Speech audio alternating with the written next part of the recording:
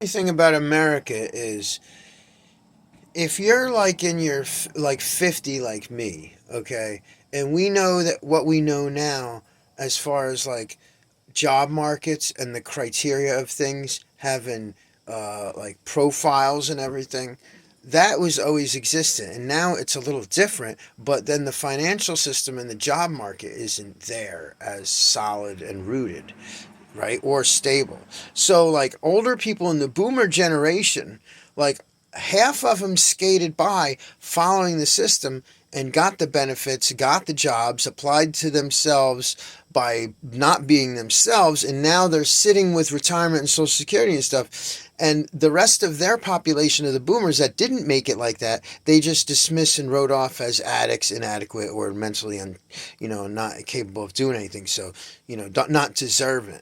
And the boomer generation has looked upon my generation, like Gen X, as like, okay, you're not doing as good as us. You didn't follow the rules as us. Right. So now, like at 50, I know the reality. Half of the boomer generation knows the reality, but they don't want to say anything about it. Half of the boomer generation doesn't care because they've closed themselves off because they've played the sheep role to that degree, the majority of them.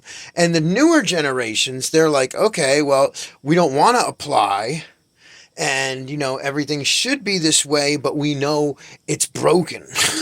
So it's like I get rolled in with that. But the biggest part is the guilt and judgment that comes down from business owners that are boomers is very unique because it's hypocritical, it's judgmental and profile and bias beyond belief. Now the generation before the boomers, which is like the grandparents, to me, those ones and still in business, they see like somebody like me that, okay, he's got his own drive, he's doing his own thing, and it's valid and it's working, and I'll give him a chance. But the other ones are like, nah, you didn't make it, you're lost now. You're not as good as us, right? But then half of those boomers have inherited their parents' money as well, so they think they're doubly successful. And then the ones that weren't successful, that didn't inherit their parents' money, they just sit home and be quiet because they're like, man, I'm glad I made it. I know the truth about the world. I know how much my parents worked. And I'm just fortunate that there's something and that I don't have to apply and have this guilt. So it's like what incapacitates the American worker most is the pretentiousness and stereotypical nature of the generations that are hiring, judging, misjudging, and condemning. Now, in England, I believe like there's two classes. There's not a whole mix up. There's like, okay, the people that are able and ept, and then there's the people that are inept. So, everybody else just either gets classified as a junkie or a lower mindset and non-applicable to the Queen's narrative. So that's like the workforce, the work market, the job market, the economy as far as building a future and security and sustenance for yourself. And, like, it's really the people that are operating business.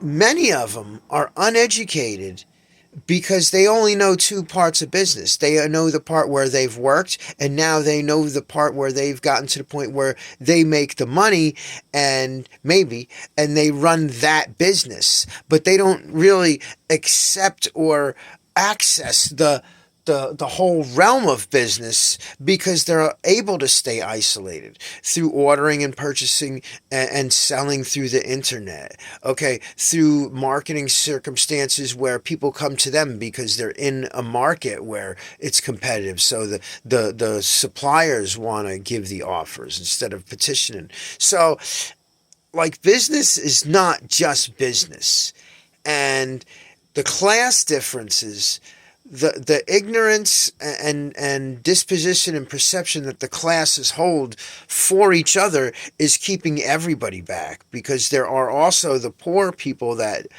didn't make it, unlike myself, okay, in the sense of establishing a business that, okay, is operating for them now and giving them Social Security and security. Like, there's also those people that condemn the people that have businesses and keep themselves. So you got the boomers and the businessers saying nobody is working as hard as me, and then you got the younger and not so apt people saying, oh, well, they're all hoarding and this and that. I mean, it's kind of all true, and I'm in the middle. And what it comes down to is that I don't have any Social Security coming, and I'm to blame for it. Okay, I don't have any 401k, and I'm to blame for it.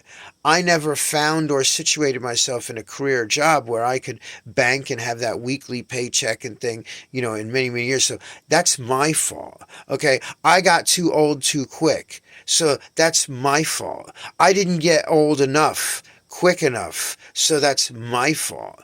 Okay, or my life decisions and whatever happened with my life decisions to complicate my life, whether or not it was my fault or my own. Okay, it's always my fault because I didn't meet the bar. Okay, and if there was a chance where I could have tried to extract extra money out of people, that were less aggressive than me, and I didn't. That's my fault. Okay, like all these things are pitted on one person chewing on another person and feeling validated about it because there's fucking money involved.